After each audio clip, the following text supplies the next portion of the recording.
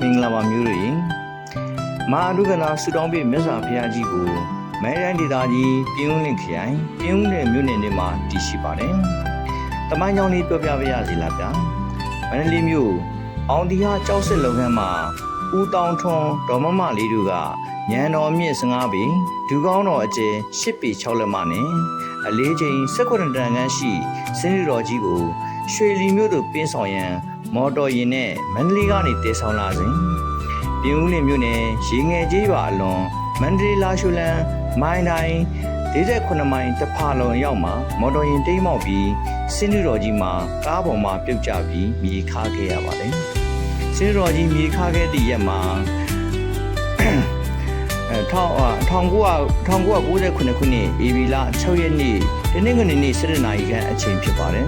စင်းရီတော်ကြီးကိုရွှေလီမြို့သို့ဆက်လက်ပင်းဆောင်ခြင်းမပြုတော့ဘဲအများလူတန်းငွေ8သိန်းကျပ်နဲ့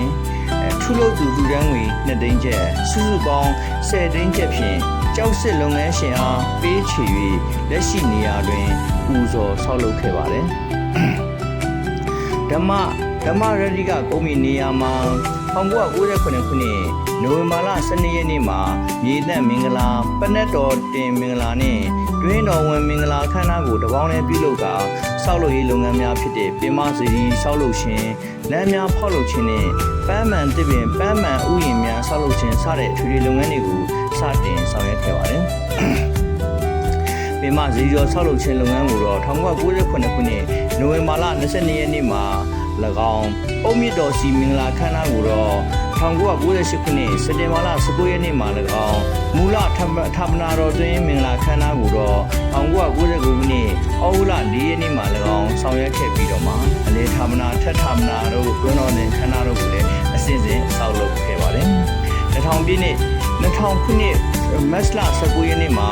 စင်းလူတော်ကြီးကိုယာယီဆံကျောင်းတော်မှာဇေဒီတော်ဒီနုဇေဒီတော်ရှိကနဂူရီရိုက်တွင်တို့ကင်းဆောင်ခဲ့ပါတယ်2000ခုနှစ်ဧပြီလ17ရက်နေ့မှာဗုဒ္ဓပိဋကဖျားနေတာတင်မဟာဒုက္ခနာဆူတောင်းမြဖျားကြီးကနဂူရီရိုက်ဇေဒီတော်ကြီးနဲ့ချီတော်တင်လူပဲခန္ဓာကိုပြုလုပ်ကျင်းပခဲ့ပါတယ်ဇေဒီတော်ကြီးရဲ့အရှိဘက်ကနေမြင်တွေ့နေရတဲ့မြင်ကွင်းဖြစ်ပြီးတော့မှတစ်ပင်စိတ်လန်းဆုပ်ပြနေတဲ့တစ်ပင်ချမ်းကနေပြီးတော့မှ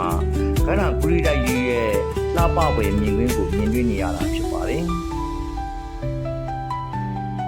ကျွန်တော်တို့တွားရောက်တဲ့အချိန်ကဆိုလို့ရှိရင်ညကမိုးရွာထားတဲ့အချိန်နဲ့ဇေဒီတော်ကြီးရဲ့ရေမြင်မှာလည်းရေများဆွဲဆိုလျက်ရှိပါတယ်အရှိဘက်မှာငကေုံဖျားတည်ရှိပြီးတော့မှအရှိဘက်ကနေလည်းတီကက်တင်များနဲ့လည်းမဟာဒုရကနာဇေဒီတော်ကြီးစီကိုတက်ရောက်ကူးမြော်နိုင်မှာဖြစ်ပါတယ်ဇေဒီတော်ကြီးရဲ့ဘေးပတ်လည်မှာအလှပန်းပင်များနဲ့စိုက်ပျိုးထားလျက်ရှိပါတယ်။ဒါကတစ်ပင်ချားနေပြောမှမြင်တွေ့နေရတဲ့မဟာအဓုကန္တာရဲ့ကန္နာကူရီတိုက်တော်ကြီးဖြစ်ပါတယ်။ငကေုံဖျားကိုလည်းဖူးမြော်မြင်တွေ့နိုင်မှာဖြစ်ပါတယ်။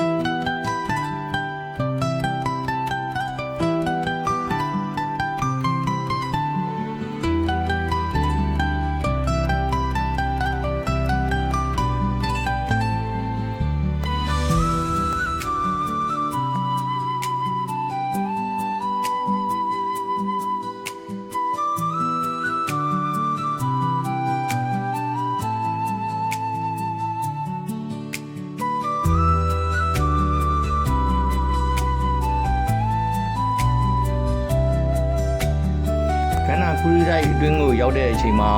ကျွန်တော်တို့8နာရီခန့်ဖြစ်တဲ့ကြောင့်မလို့ဖျားဟူးဧည့်သည်တော်များနေချင်းသာရှိပါတယ်။ဒါကခူရီရိုက်အတွင်းမှာ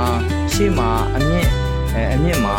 အမျိုးသားများလာဆိုပြီးတော့မှတက်ရောက်ဖွင့်တဲ့နေရာကိုတွေ့ရမှာဖြစ်ပါတယ်။ဒီဟာကတော့ကျွန်တော်တို့ပြန်ထွက်လာတဲ့မြင်ကွင်းဖြစ်ပါတယ်။ဖျားရင်မြင်တော်ဘက်ကပဲကြည့်ရင်မြင်တော်အောက်ကပဲကြည့်ပတ်ဝန်းကျင်မှာရှိတဲ့တောတောင်တွေရှုခင်းတွေပြီးလို့ရှိရင်ချင်းရှုခန်းတွေကရင်သက်ရှုမောဝေရကောင်းလာပါတယ်။ဒါကကျွန်တော်တို့ညီကိုနှစ်ယောက်လမ်းလျှောက်လာတာကိုကျွန်တော်တူမာလေးရိုက်ထားတဲ့မြင်ကွင်းဖြစ်ပါတယ်။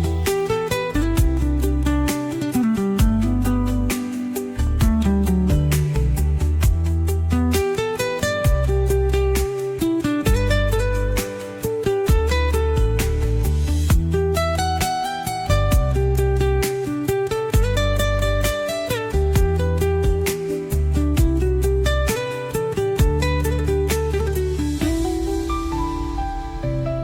လိုကြည့်ရှုအားပေးတဲ့အတွက်အထူးပင်ကျေးဇူးတင်ရှိပါတယ်ခင်ဗျာ like and subscribe လေးနဲ့ဆောင်ရွက်ဖို့